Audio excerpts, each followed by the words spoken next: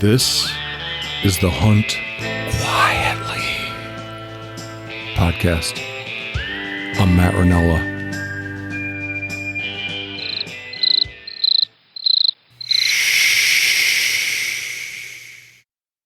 Masala is a Tikka masala. tikka masala. It's like a blend of a bunch of spices, right? Yes. So, like, this is funny. So, it is usually it's thought of as an Indian dish, like the country of India, right? But the British insist that it's their dish, like it's because it was invented in Britain in like the 50s, so they say. But it was a Indian chef, because there's a long history between India and Britain. He was over in Britain and like using Indian spices, to make. So it's a lot like, if you get like butter chicken or whatever. It's a very similar spice palette to other Indian food. Oh, So yeah, but like I've had masala before. It doesn't taste like curry. No. There's no curry in it. But it's just curry's a spice blend too, Yeah. Well, there's all kinds of curries, but it's just all this. So I like finding recipes that are, just regular old recipes and then just adapting them to wild game. So turkey, venison, it works with anything. So it's just a really good sauce, and then whatever meat you want to put in. So yeah, I don't really like curry. No, there's no curry. There's garam masala. There's turmeric. Yeah. A couple. For a long time, I had a big bottle of masala seasoning, like the spice mix. Yeah. I just dumped it on shit. Yeah, there's like different kinds of that too. Like there's all kinds of spice mixes. So whenever my wife and I go to like a big city where there's a lot of Indian food or Ethiopian food, fuck, she just wants to eat that goddamn curry. I like a lot of it. I don't eat it all the time, but yeah, I love making or trying all kinds of that different stuff, especially if I can incorporate it to wild game. Yeah. I mean, once in a while, sure, but like night after night, just eating that sloppy. Like I like something that I eat with a fork and a knife, man. Fair enough. Yeah, like I get it. This is. Then you go to the Ethiopian place, and it's just like, they have that. What's that called? The bread that's like a tortilla. Naan. Naan. Yep. Yeah. So it's like you're like wiping off baby poop with a diaper. Thanks. Thanks. I needed that. I eat this kind of thing all the time. I appreciate it. Oh God, this is like this. Yeah, I don't know. I like Mediterranean food. Yeah, Italian food. Uh-huh. I like Asian food. Okay, but I don't like curry. Okay, I won't serve you curry. But I will bring that tikka masala sometime. So, you know what the Somalis like to eat a lot? No, there's a lot of Somalis in the Twin Cities. Yeah, and they like camel meat. Camel and goat. Okay, that's another big. Like, there's some in Fargo, and I had a friend that in college they would grow or they raise like butcher goats. These guys would come out and butcher the goat on the place. Halal, yeah. And there's a thing that they catered to specifically to that community so that they could have, they'd buy a whole goat, butcher it right there, and yeah, they do it just like we would. Like they'd hang it in a tree, like it was a deer, and work on it, like take it down. Oh. So it was kind of interesting watching them. But Evan Curtin was telling me there's some way that you can kill an animal halal. Yeah, there's a specific way that they need to do it. No, I mean with a bullet. Oh, then there's something you can say before you shoot. Oh, it has to be one shot. Okay. I mean, good, one shot. Yeah. I that's beyond me. But I guess the Somali folks really like camel meat to the point, and they'll pay out the nose for it. So there's feral camels in Australia. Australia, bunches of them. Yeah, they import that meat. to the U.S. Oh, okay, makes sense. Australia, I think Australia and Australia especially has a lot of problems with like uh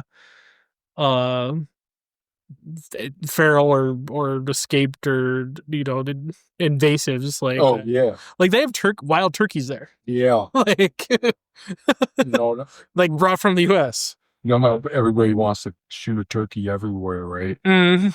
You know, it's like because they want to get one in all 50 states. Well, they don't have them in Hawaii. I mean, they do have them in Hawaii. They don't have them in Hawaii. I want to get them all 49. Well, people also go over to New Zealand and Australia to like get them in more places. You know, I got two get rich quick schemes. One of them is I'm gonna take some poults up to our shack in Alaska and get them started there. Offer hunts. You're just gonna be feeding. You're just gonna be feeding those to the black bears. But Matt's Wild Turkey Adventure. Turkey in the 50th state. Matt's Alaskan Turkey Adventure. I mean, you'll have at least for a couple of years, you'll have the monopoly. Yeah, absolutely. And the other one is until your brother like brings up everybody. The other one is going back to the camel thing because so Evan Curtin, he has a handful of acres. Okay.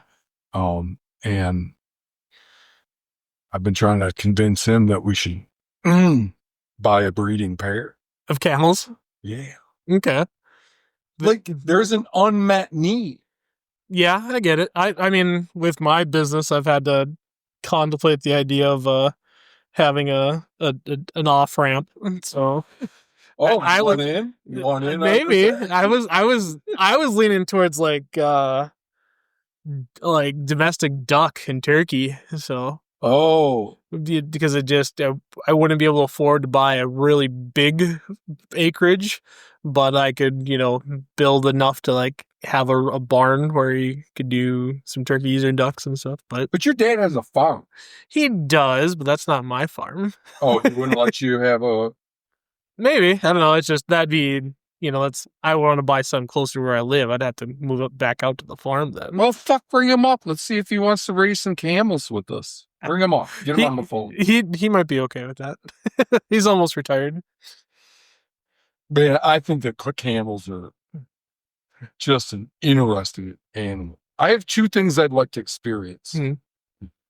I just went to Kenya and experienced all that, even though I didn't want to. You need to quit bitching about that. You had a good time. No, and I'm sick of hearing it. I am so glad I went. I think I told you I give it an A for education. Mm-hmm. It's just I felt confined to a Jeep and just the lack of freedom. But mm-hmm. I'm glad I went. But there's two things that it's just like there's things I want to do. Sure. Okay. That are on my bucket list, and they're way less. What makes it a bitter pill to swallow is they're very less expensive. Okay. And one of them is I want to catch a tuna. Yeah. Okay. I want to see a tuna up close and then bring it home and eat it. Like which one? Because there's bunches. Oh, yellowfin. Right? Okay, there's bunches of tuna. Yeah. And then the other one is I want to be around camels. I'd like to go on a camel packing trip. There's what you got. You mix your camels or like your heavy duty llamas or camels. Yeah. They were used here in California for mining for a while. I think I remember reading in some book that a dude imported some back-tongue camels. Well, they can handle like an incredible array of temperatures. Like the ones in Mongolia. The double humpers can. Okay. Right? I don't know. Okay. Because like I know the ones in Mongolia, like it's like -1.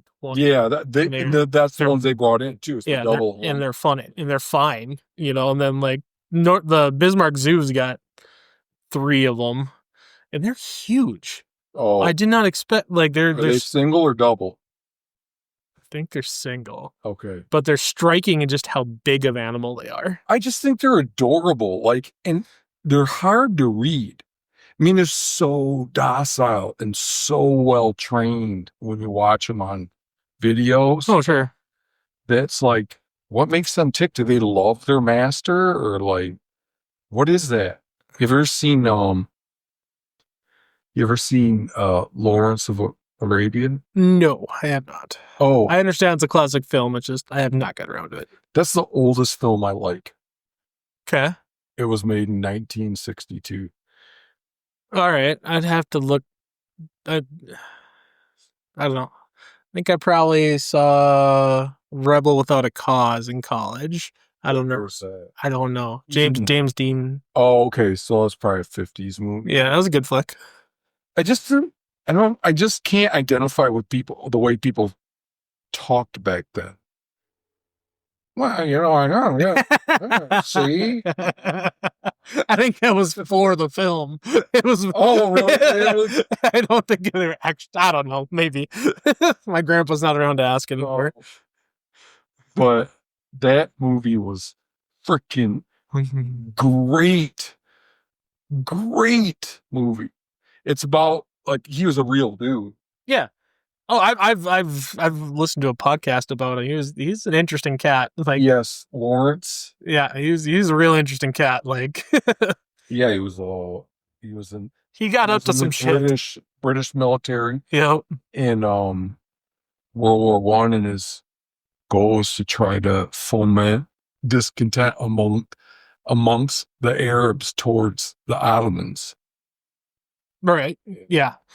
And he was kind of really interesting, like tactician. Like it was. Yes. Yeah. Like agreed. Doing things that like set like a pattern, like how to fight that type of war that like people are still like patterning off. Oh, really? Yeah. How he did those things. It was. They study him at West Point. I think so. Oh. Or he said he did. I mean, there's probably a lot more updated version, but like how he did that, like it was brilliant for its age. Oh, so, yeah. So I think that's where I really fell in love with camels, was watching that, because there's just a lot of camel footage in there. And like when they're leading them, they're always, their face is right next to you, like he's your buddy. Sure. Okay. And then when they get to camp, they don't tie him up or anything. They just lay right there. They just hang. Yeah. And then I guess those things, they can go for forever without eating. Yeah. Like that hump is food. Yeah. So if you're going to make a trek across the desert for 10 days or 2 weeks and there's nothing to eat, as long as they got a bunch of food beforehand, they can fill up their hump. Just like a energy reserve type of deal. Yeah. Yeah. You know more about them than I do, but yeah, sound cool. That's all I know. That's it. Okay, gotcha. It's the sum total of my knowledge about canvas.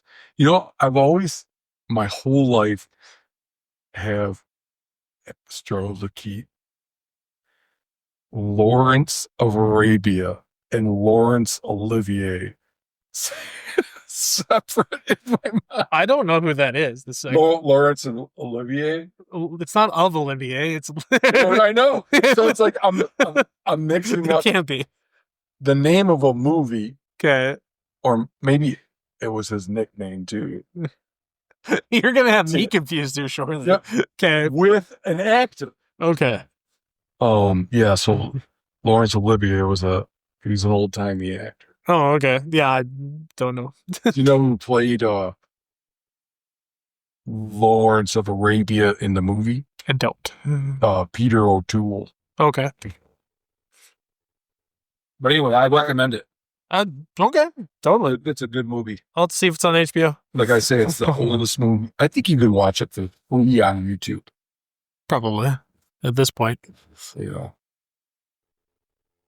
So, we're going to talk about a couple of these private land lease companies. We've podcasted about LandTrust before. Right. Well, you sent me on, can you look into this type of thing? And I happened to stumble onto one little thing before that I want to bring up first. Okay. Matt, I'm a millennial, so I'm at this weird age What are where the birth years that demarcate I, millennials? people born in like the 80s, I want to say. Okay. So like I was born and like grew up with like there wasn't a lot of tech, and now like tech changes every day. Mm-hmm. And I've the older I get, the more of a Luddite I become because I appreciate the things, from my youth where there wasn't so much tech. Yeah, yeah, yeah. It is, especially in like the hunting world, 'cause the art of bushcraft is just Gone. lost. 1981 to 1996. Okay. Yeah, the art of bushcraft is just gone. Like, I don't know if I told you this, but like my favorite tree stand, or my archery tree stand, is it's a 1.25 mile walk from where I park, right? And it's my favorite sit. I do it during the rut. On the way in, the fence stays on my left. On the way out, the fence stays on my right. When I reach the big bowl, go straight across, find the saddle, go over the top, head down the steepest part of the hill. Tree stand is off and to your right. you know? And I do that in the dark without a headlamp, because I don't want anything to see me coming. And these guys that need a trail, like cut to to it with their ATV so they can park at the base of their tree stand and then wonder why they can't get any deer. Maybe they're afraid of the dark. Yeah, and I'm not saying people need to be by me, but I'll never understand the guys that need these types of things. So I was looking in Infinite Outdoors that we're going to, but something came up where this track and trail app. Have you heard of these guys? No. So what these guys, as far as I can tell, it's just on X, but it's also got ads for like training lessons on hunting, on like where to shoot. It's Onyx subsidiary, or is No, you're I think they're saying ripped off on. akin to Onyx? Yeah, so they have all their maps with like your ownership stuff, but they have like training lessons with it for like shot placement and recovery and 3D terrain maps that you can like have on your phone and like look. But here's the kicker. They claim to have a technology that you can use your phone to detect blood for tracking after you've hit something. Oh, wow. Well, there's some.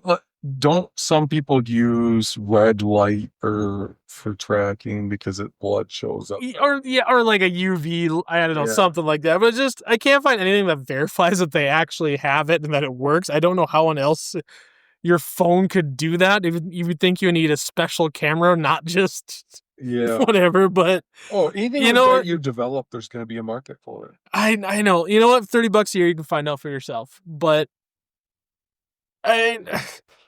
did you ever watch Silicon Valley on HBO? Okay, so the premise of the show is like they're in Silicon Valley, a bunch of friends. They're always coming up with like different ideas, apps, tech show, right?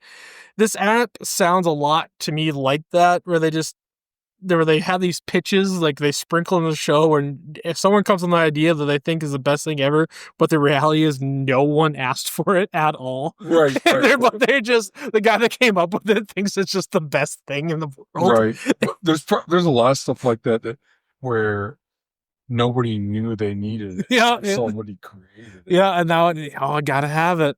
But like nobody was sitting around going, man, if we just had an electric toothbrush. Yeah. Yeah, I'm just, you know what, folks? These things aren't going to make you more successful. Learning some woodsmanship will. I'm going to leave it at that. Yeah. Do you know what Spartan Forge is? No. So they're another mapping application, and those guys got their hands on animal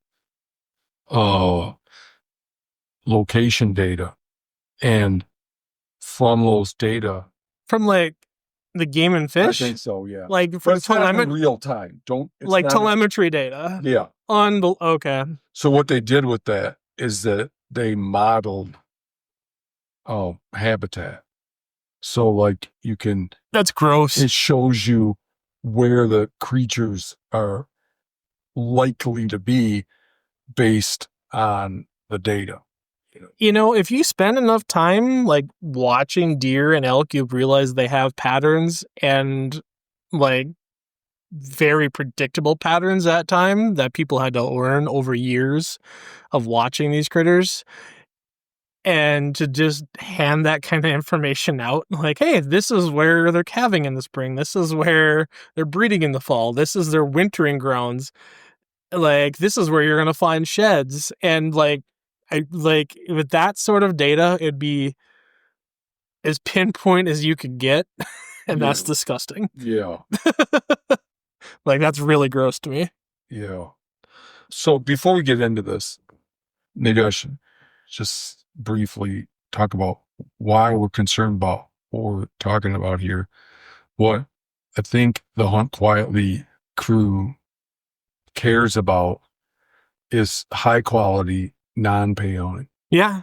I mean, we've been pretty on brand with that. Or on mission, as I like to say. Yeah, we haven't deviated from that at all, I don't think. So there's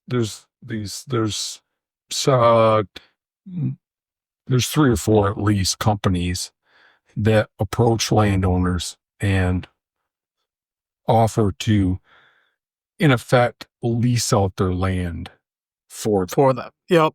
Yeah. Be the booking agent. Yeah. And we're going to talk about, we've done a fair bit of podcasting about one of these companies,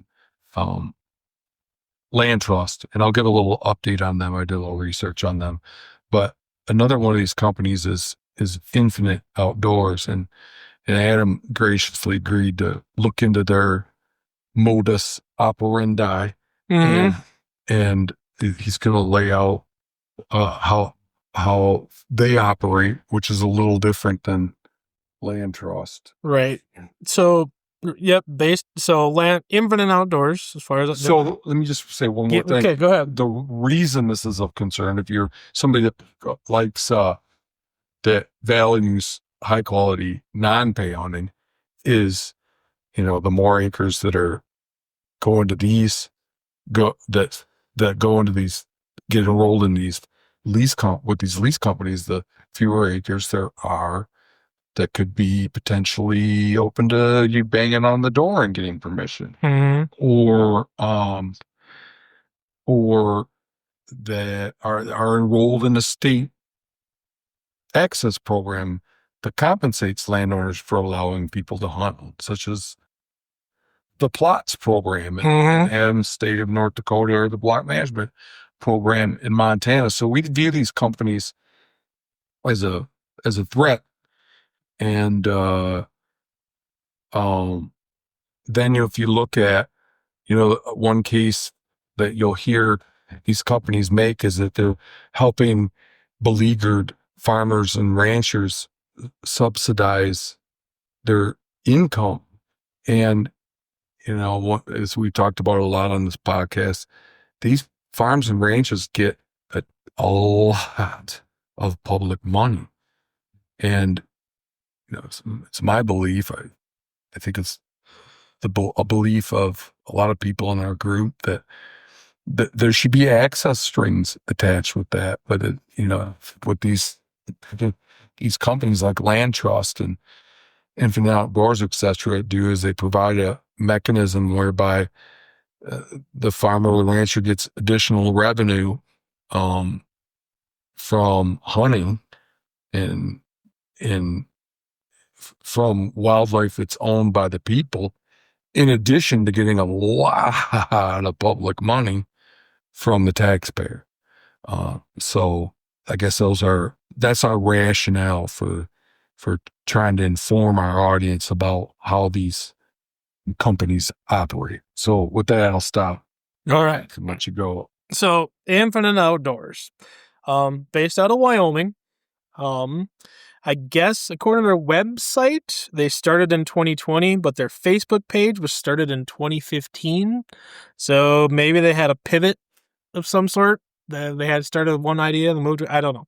But their Facebook page states that, and I'm quoting here, leveraging technology to make world-class hunting and fishing easy to access and affordable. Okay. Now, remember that world-class bit, because we're going to come back to that, but put a pin in that, right? Okay. They also state every user helps fund conservation, okay? Because they all want to be involved with, we're doing conservation, right. Okay? So, if they're funding conservation, they're making it really hard to find Okay. what they're funding, right? Okay. So went through history there, right? So the only thing they've posted they made on their Facebook page in the last 2 years is a fence removal project they had in early June of this year, right? That they partied with the Mule Deer Foundation and the Hushing guys with. Okay. 95% of their posts otherwise are just grip and grins and product promotion or promoting MDF banquets or Mule Deer Foundation banquets, which I'm guessing is the actual bulk of their conservation dollars that they're claiming. Oh, okay. So they are giving some money to. They just say they partner with them. Oh, They don't say anything. and Yep. So so that was their Facebook page. So I went to their actual website and I clicked on the button that said our conservation efforts, thinking surely this will tell me exactly what they're up to for conservation efforts, right?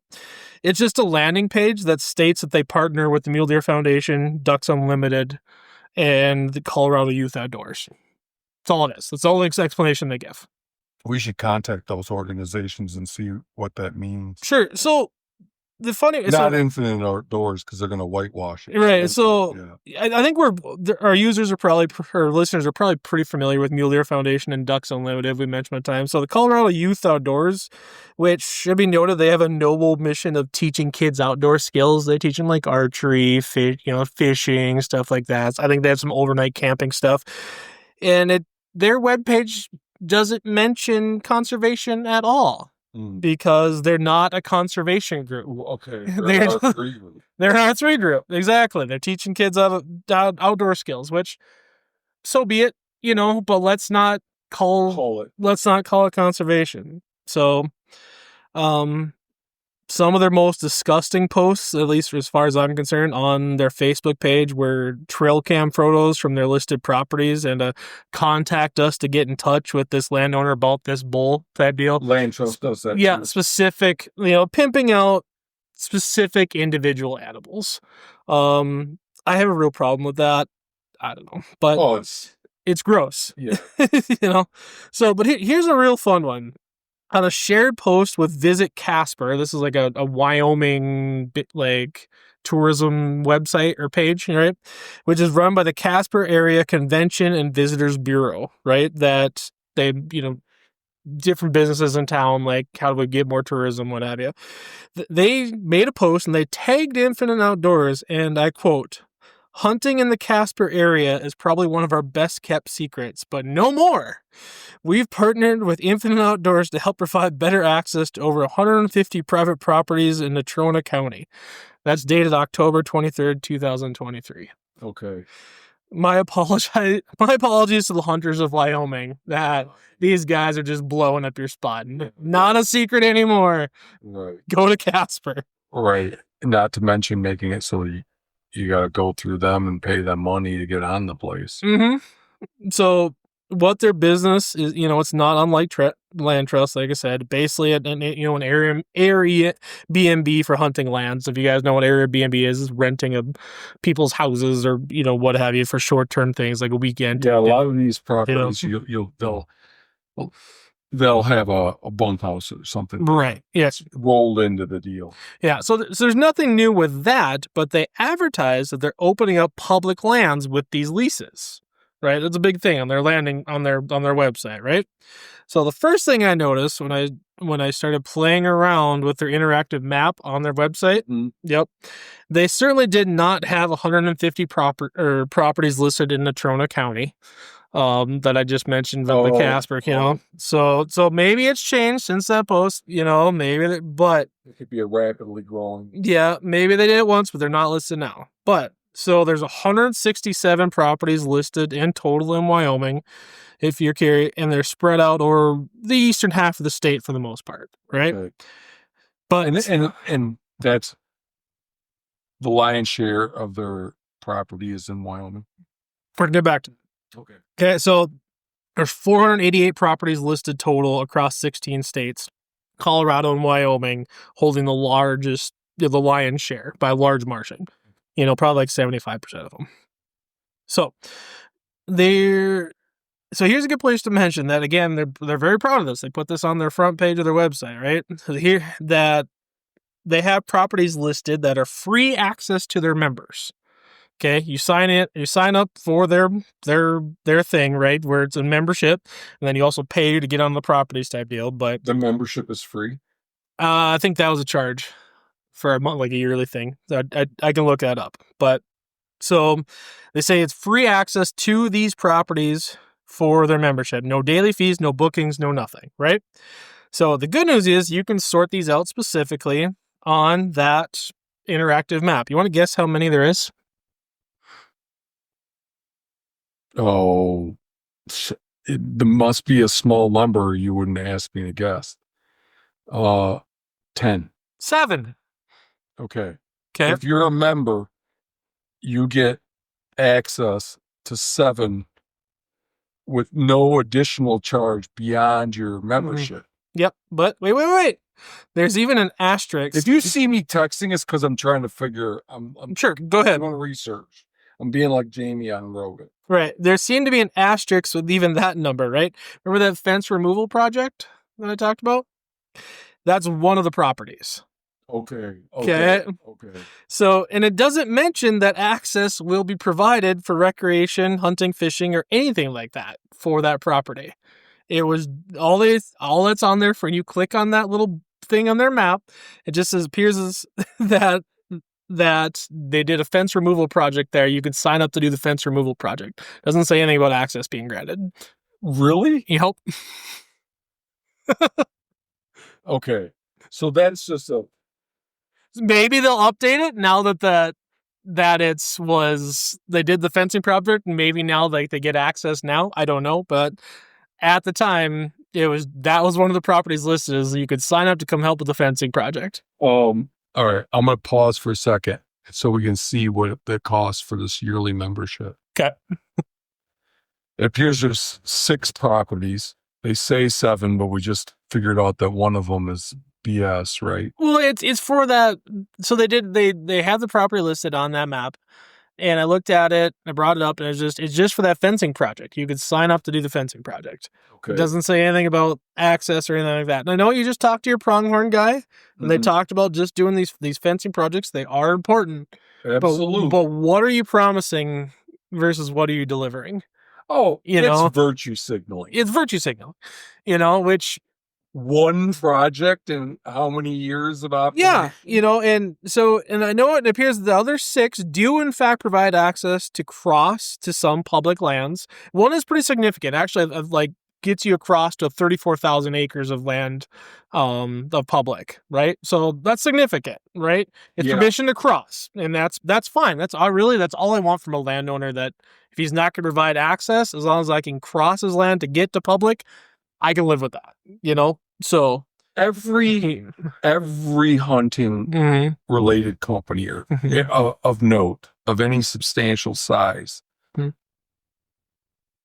does some kind of token philanthropy, right? So, but this leads me to the most troubling bit, right, of this one, that there's these handful of properties that provide free access, and that's commendable. Thanks, guys. Yeah. Right. But it looks to me that they target properties that they can provide access to public lands for their fee hunting. Okay. Right. These are where you're paying. They're paying and it's like, with you go onto this private land for this fee, you also have access to this public land on the backside. Right. They're targeting these types of places. They're glad it's landlocked. Yes. They're profiting off the landlocked land. Right. To illustrate my point, there's exactly one property in Montana outside of Helena, right? That's the only one in Montana. Okay. At the time of when I was looking into this, it's a whopping 20 acres. For some of you guys that hunt out east, 20 acres is probably a decent little whitetail spot. It's not even enough to get started. For the guys out here in the west, it's nothing, okay? But it provides access to 450 acres of BLM land, right? For the low price of your $50 membership plus $150 a day for the members. Oh. That's $200 a day. $200 a day to cross those 20 acres to which is not dissimilar to any of these places. Like a $200 a day hunt is it's comparatively cheap, right? Yeah. But here's the problem, though, at least for me. If you can control access to something, right, you can make the case that you own it, right? I guess you definitely have more ownership over it than somebody that doesn't. Right. So, and this shit just encourages it, right? Charging fees to cross private land to get to public land implies that the private landowner owns the public as well. To me, right? Right. Like this. Okay. A good case in point is this corner crossing legislation or Supreme Court case. And did it go to the Supreme Court? It's on its way. Okay. As far as I know. So yeah. Okay. So I'm talking more to our audience than I am to you because you understand this. But that civil suit wasn't it a civil suit that started there. The landowner brought again, or what? He's brought everything he can. Okay. Right. So it started as that was like the rationale for his suit is that it lowers his value deeded ground property value if anybody can get to the private. Because he wanted to control access to the public land. I mean, and that it brought the value down of his personal property. Right. Boo freaking who. Yeah. Okay. So that's what I'm getting is this type of thing implies that the private owner owns the public land, inherently, and they freaking don't. Right? That's just what I'm getting at, right? It doesn't matter if it's a hobby horse rancher outside of Helena or, like you said, some multi-million-dollar absentee landowner in Wyoming with resources to take 4 poor bastards all the way to the Supreme Court for using a ladder. Yeah. Never touching his land. Yeah. Okay? So what this company is doing is saying it's fine to profit off limiting access to your public lands. Yeah. That's the message. They're trying to they are normalizing. Yeah, they're normalizing it. So the founders of this company are hunters themselves. Which is what's so disappointing about this, right? Like this isn't some, a venture capital guy. Like these are hunters that live in Wyoming and thought, how can we make bank off of this rather than how can we solve this problem? Yeah, they betrayed their fellow owners. So it's pretty clear to me what side they're on, or at least the best case scenario for them in the right light is they never considered what they're contributing to, and it just, and you've brought this up so many times, like we catch hell for the hunters all need to be on the same side. And like, guys, this isn't my side. Yeah. It's just, I'm starting to hear less of that. Are you, or do you think that's as prevalent as ever? I don't care. I don't care either. I quit. But if it is true that this, like, we need to stick together and not disparage one another thing is fading, it's an indication that things are changing. Maybe. I'll be honest, like, I don't give a rat's ass about the comments. I don't watch them, don't read them. It's like, it's just, I don't care. Yeah. If you engage in civil discourse, do it here in the podcast. Yeah. Tell me why you're right. Right. Because I need to make that more clear. So, 1 second here. Yeah.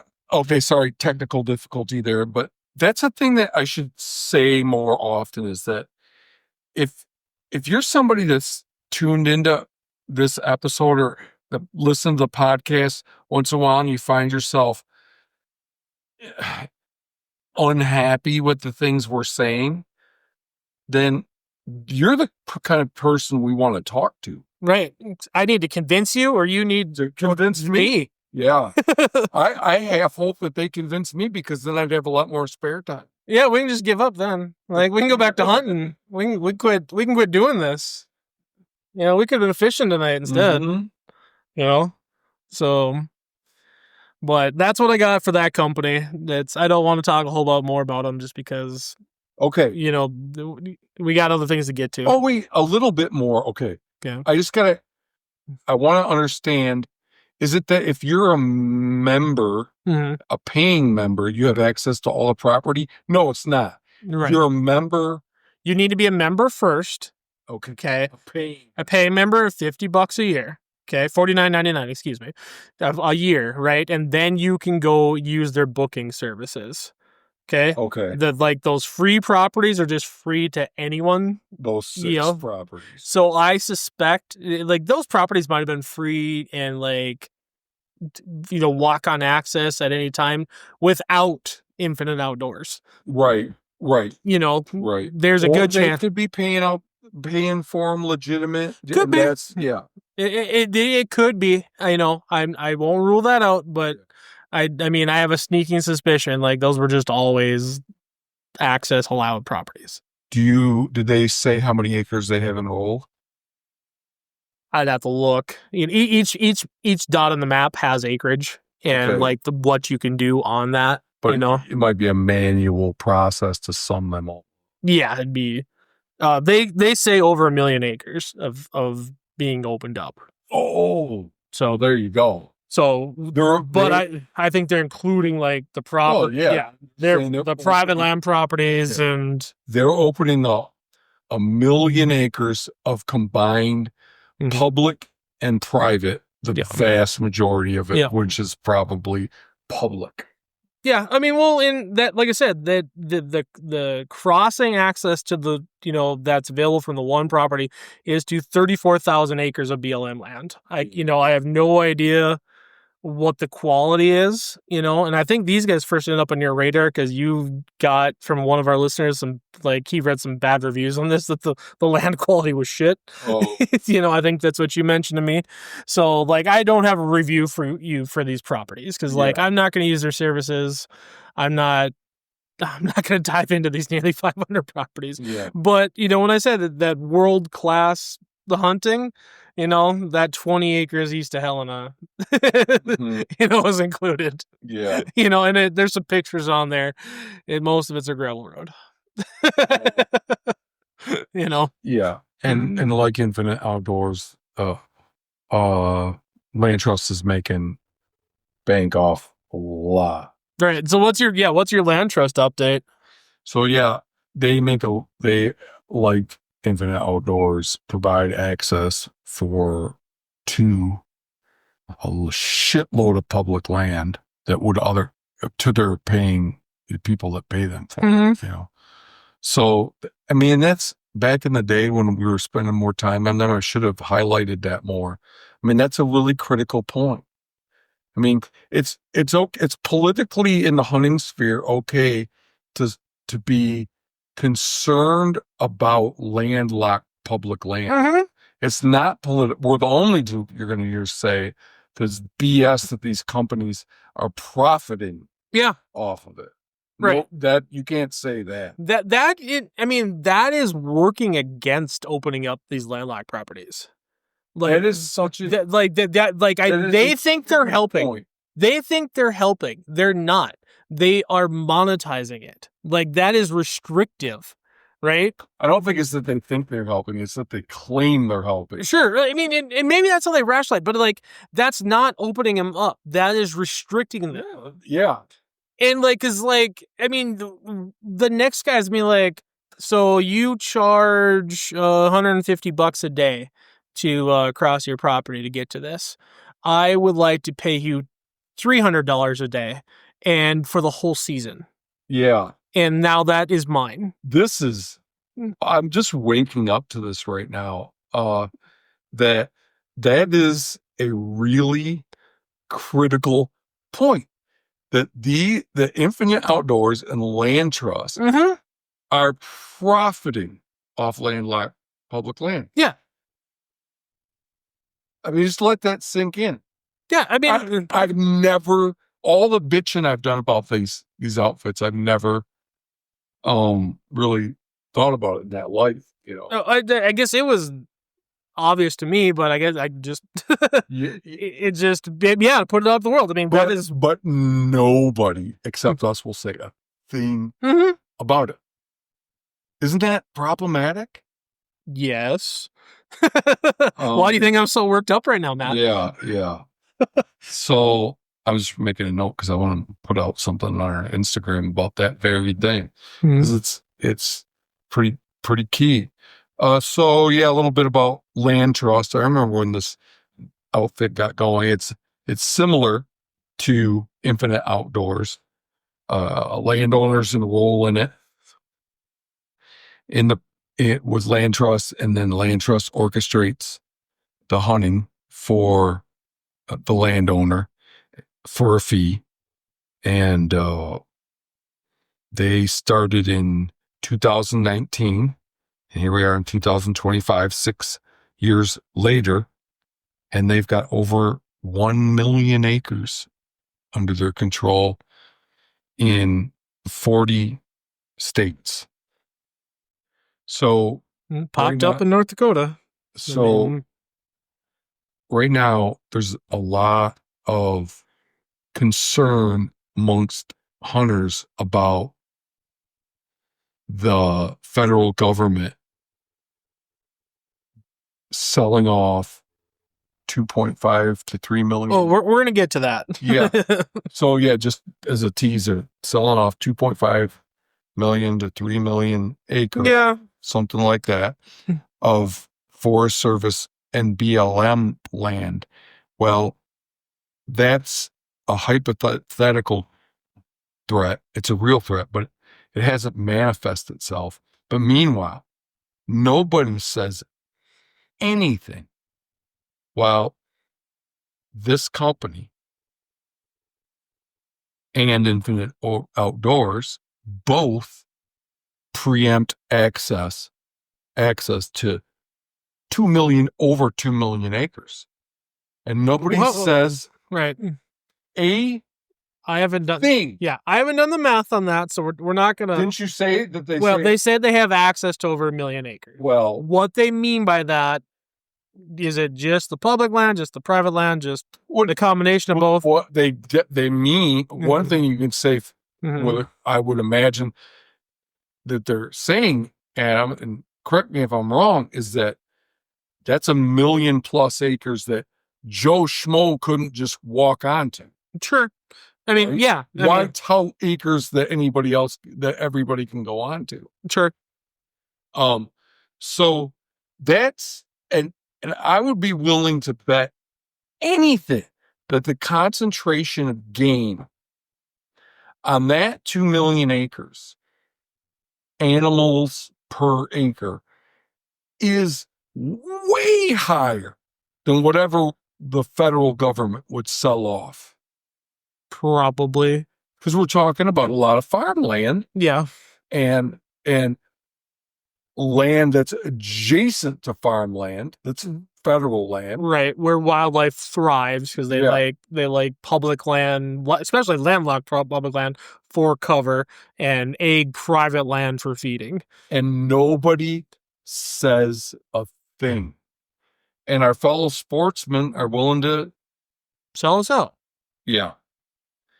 So, I mean, folks, I don't know what you do about this other than if you're somebody that's tempted to do business with these companies, just please, for the sake of the future of high quality, non-pay hunting, reconsider, because it's a slippery slope, and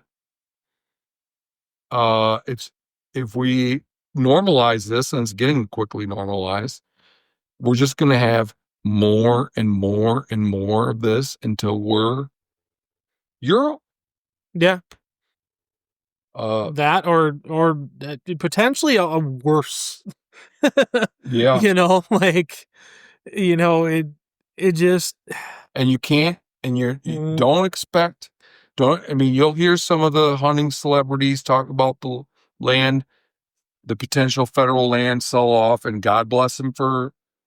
They've been going hard on that today. Yeah, God bless them for it. Yeah. But none of them have the courage. None of them have the independence and freedom to talk to you about these companies. Okay.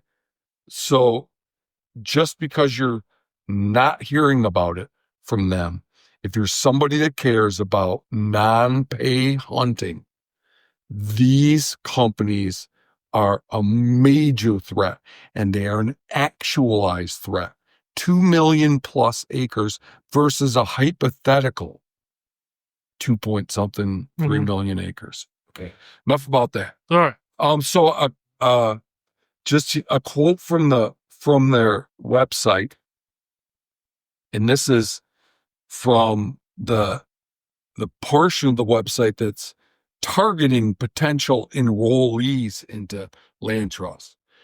Join over 600 plus working farmers and ranchers across 1.3 million acres who are earning $60,000 plus a year from hosting respectful guests looking to pay for land access. So already in 6 years, folks, this company went from making $0 to making $36 million. Helps to have a billionaire Kevin O'Leary in your pocket. Yeah, so that's one of their financiers is Kevin O'Leary from Shark Tank. So $36 million a year, and that is the landowner's share. Mm-hmm. That's factoring out. It doesn't factor in what LandTrust gets. Yeah, for however they do their percentages, they'll never tell you that. Yeah. So, and if you want to know what you're going to pay if you go with LandTrust, if you decide to betray the non-pay hunting community and go with LandTrust or LandTrust in this case, but I suspect the prices are similar for Infinite Outdoors. You can expect to pay. It's not uncommon for them to charge you $500 a day per person for turkey hunting, $700 to $1,000 a day for elk and deer. There's one property I saw where it's $3,300 a day to hunt 300 acres in Nebraska for elk. Now is that fenced? Like where? Like that's it's lodging included. Oh, good. Yeah. It's got lodging for half a section. Yeah. And if it helps give you a sense of how normalized this has become. Okay. Major brands are associated with these outfits. I don't know if you saw it, if there's any major brands affiliated with Infinite Outdoors. They have deals, but LandTrust has deals with Onyx, of course, who claim to be opening up public these landlocked properties. Yeah, claim to be deeply concerned. They claim to be deeply concerned about landlocked public land. And they are also partnered with Mossy Oak. So, which is not surprising because Mossy Oak has been taking the dollars that we give them for clothing and using those dollars to lock us out for decades. But what partnered means is that, as near as I can tell, is that Onyx and Mossy Oak give deals to people that give discounts to people that book with LandTrust. So in exchange for, for LandTrust publicizing or bringing attention to those companies as if those companies need any more attention. So yeah. Yeah. Great. Wonderful. So I'm glad you brought up that the public land sale. That part of the potential sale as part of the budget reconciliation bill. So I've got an update on this, and we're recording this on June 25th, folks. So I promise you this is going to get a change. I'm going to tell you how we got to where we are and where it is as of today. Okay. So, a lot of you have probably seen this map. It's a very scary map. It's highlighting something like 250 million acres that could be sold. Okay, so I want you to think of those 250 million as the pool from which they could select those 2 to 3 million. Okay, does that make sense? Mm-hmm. They're not putting up they weren't putting up the whole 250 million, but they're saying these are where we could select from. Okay, what that provision was that 2 to 3 million was required to be sold, right? They had like a list of, and we're gonna go through it like. First this person, this, so on and so forth. But it was a requirement to be sold. Okay. So Mike Lee, he's the Utah senator. He's the one pushing hard for this, right? Mike Lee is the villain of this story. Okay. So he's put some things in this, or did, to try to make it palatable, but it's pretty easy to see through the bullshit on this if you just look just a little bit. So the things that they tried to make it palatable, they said, first, the states were given first right of refusal. Right? That you say, do you state want this land? Okay. So as I've explained in like that hunting advocacy or one of those podcasts, like the states can't afford these lands. Like we've gone over that, right? So they just don't have the necessary funds to do so. So Mike is saying, so we're going to throw that out, right? So Mike is saying a lot of these lands he's targeting are near population centers, and he's arguing these lands could be used for housing. Okay. There's a shit ton wrong with that. Just like how expensive it would be to get utilities and infrastructure to these locations to provide housing for just normal people. Right. But in no small part because of difficulty to build on them. Like a lot of these lands are very rugged, even though they are just outside of population centers, steep, what have you, or high fire danger type stuff like that. Or landlocked. And so the idea that these could be utilized for housing, like it's just nonsense. It's a lie. He's lying to you. Okay. And these lands that are public lands close to towns, like he's trying to make the argument that these are underutilized. All sorts of recreation is recreation. Yeah, they use these lands the most. Lands. Yeah, they use these the most because they're the closest ones to get to. Yeah. And it's not just hunters; it's your day hikers, your nature walkers, your bird watchers. I mean, anything, mushroom pickers. Someone, the closest spot is where people go. Right. Like what are you talking about, Mike? So, even as a hunter, I for one love finding these little overlooked spots just outside of town that I don't have to travel far for. If I can go out and shoot my limit of ducks and be home by like 9:30, 10 in the morning, cleaning birds and being done, and my nap is in by noon, you feel like you did something. Oh my gosh, that's perfect. Like, are you kidding me? You almost feel guilty about it. Yeah, some of us thrive in that line of thinking, Mike.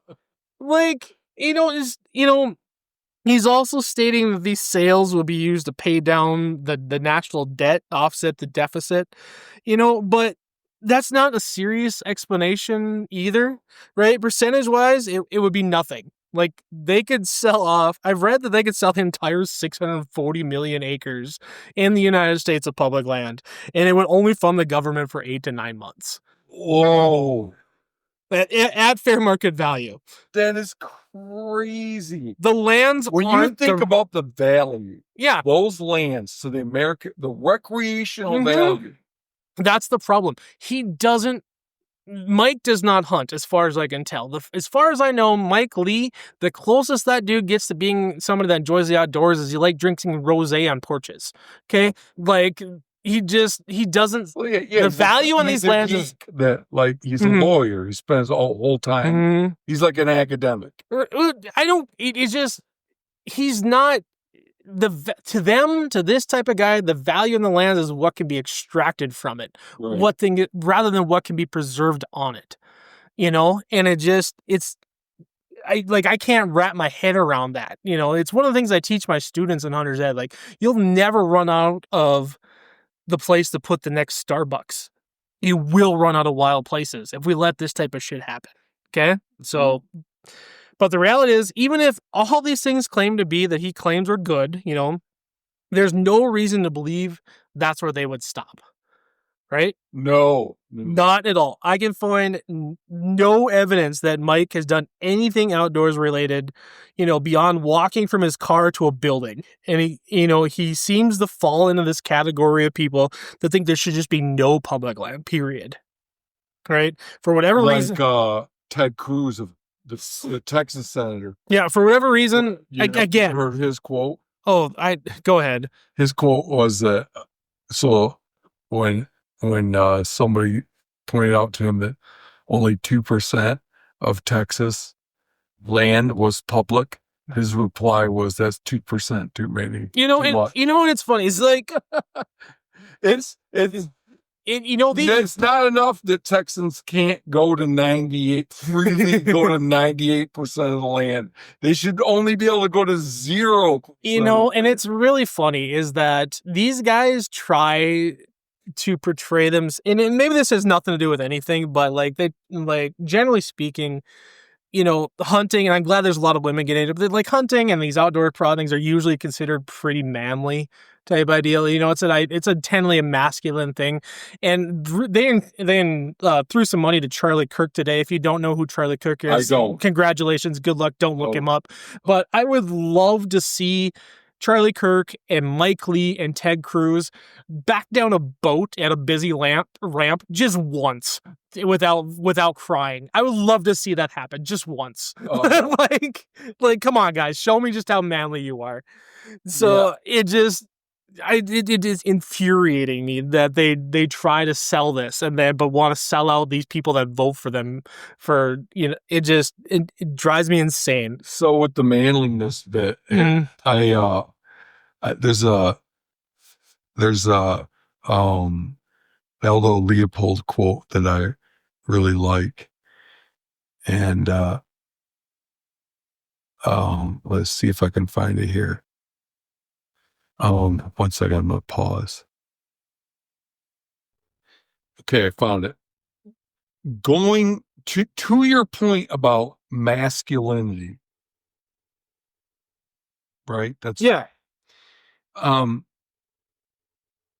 So there's a quote I love by Aldo Leopold that I think says a lot about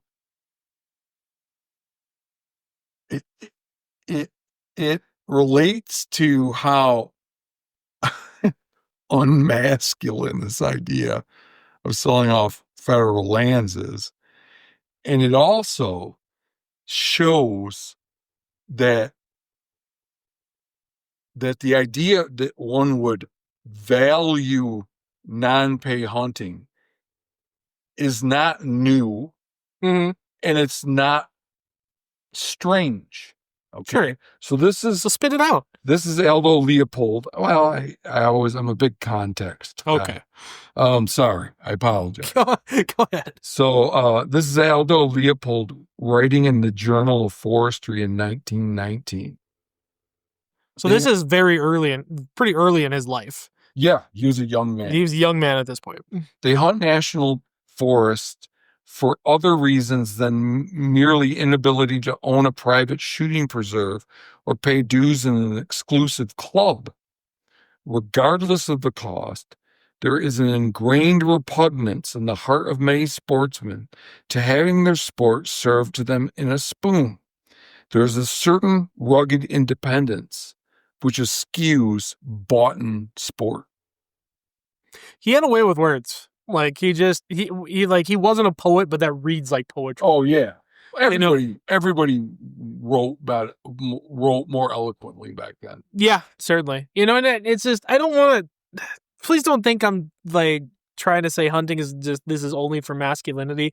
I'm just saying that is the toxic, stupid masculinity that I'm talking about. Well, these guys, we're talking about people that like to pretend they're masculine. They like to pretend they're masculine, and that if you don't do what they do, you're not masculine. And but at the same time, they're trying to make it so that there's less places to express your masculinity. Yeah. Like it just drives me insane. And for whatever reason, that sentiment really seems to come out of Utah a lot. There's a long history of Utah senators being this way. So a lot of estrogen in Utah. Well, just look into the history of that. So some other noteworthy things about this is just how transactional this is. If you look at that map, there's no lands in Montana listed that would be included in this public land sale, because the residents of Montana put a ton of pressure on the representatives before they were even voted in to promise not to sell anything locally, which is good for you guys. Thank you. You did a great job. It's happy to hear it. It's little solace to me because I'm concerned about hunters everywhere. Well, okay, but here's the problem. I do want the residents of Montana to consider what will happen to their state's public lands should hunters lose their public lands in other states, and then see Montana still available. Yeah. Like, oh, hey, we're gonna go to Montana. You know, it's like, so let's just think it through. All connected. That's all connected. And going back to Infinite Outdoors and LandTrust folks. It's all connected. So we're not done yet. So there's also these very recent additional developments that prove opposition pressure is mounting. It looks like the Idaho senators won't vote in favor of the sale. Right? That's awesome. You know, this is a direct result of their constituents engaging them and telling them to represent them accurately. If people have been quiet, and I don't know, as somebody that is being forced to hold my nose closed and look at social media on a regular basis because I'm trying to affect change, it is pervasive on social media right now. It's huge right now. Yep. This issue of selling off public lands. And I firmly believe I'd be curious to hear what you think, that if it wasn't for the outcry from the sportsmen, that this would be happening. Well, maybe. So today there was Meat Eater and backcountry hunters, anglers, and maybe some other groups did this promotion, or they planned this out. Today, the June 25th, was the Flood the Lines or something like that, where they're trying to get to $25,000 calls to senators today. Okay. But, okay, so what happened over the weekend was the Senate parliamentarian stripped this provision from the reconciliation bill. I think it was announced early Monday morning, so it would have happened over the weekend. Okay, so... Was that unconstitutional? Yeah, well, it was against Senate rules to include this in a budget bill. Okay, so there, and what happened just before that, right? Mike himself made a post. Mike Lee made a post over the weekend saying that changes were coming. Apparently, a group called Hunter Nation, which I've never heard of. Oh, I learned a little bit about these next to freaking nothing, but one of their a dude that's heavily involved in that group is Ted Nugent. Yeah. Okay. Don't even get me started on him. But all right. So apparently, they met with Senator Lee, the CEO of this, and they must have made an impression. He mentioned them by name on a post online and said he hears them, right? And that changes are coming to the bill, right? That happened, I think, on Saturday or Sunday. And then, okay. So he's changed, and the changes, I'm going to get to those in a second. So I got to say here that my life seems to be an ongoing revelation that I have not been cynical enough. Okay? Because Monday morning it was announced that was stripped by the parliamentarian, right? I would bet just about anything that group meeting with him had nothing to do with it. he got tipped off that it was going to be stripped for the parliamentarian, and he was then, there trying you to go. save some face. Now you're being more realistic. Yeah, and that the Hunter Nation guys were used as a patsy. Yeah, you gotta stop looking at the world through rose-colored glasses and look at the world through shit-colored glasses. I just And it seems like you're trying to, Dude. you're kind of figuring that out. yeah. So I don't trust him at all. But No. so this new thing here is that it's so again, this proves that Mike has never stepped foot off of concrete. He's like, well, we stripped this and we're not going to sell anything on Forest Service land because our forests aren't for sale. Mike, there's forests on BLM land too. I don't know how to explain this to you, pal. You have never been outside. Yeah. Like, look outside your limo. Well, as a rangeland ecologist, I'm a little bit offended that somehow rangelands are less valuable than forest land. And I just so it's come back. So they've scaled it back now. He still wants to sell 1 million acres. He's trying to rewrite it so the parliamentarian won't strip it out of the Senate bill, but he's still coming after this. Like, he's not done. They're never going to be done with this, until they win or die. So, like, we're going to this is just a fight we're always going to have. So I hope you're all ready for that. Yeah. But residents of Utah, you can do better than Mike Lee. Like, I cannot. Yeah. Why are you people like? Why are you people's faint? I guess it's because he's Mormon, and I'm not going to get into that at all. Was his opponent Mormon? I have he's been a senator since 2011. I haven't looked at, I know he's been involved with a number of different things, but I don't know. Okay, so that's a question to me because Utah is a state with a lot of public land. It seems like people like to hunt there. But even what I'm most perplexed by is why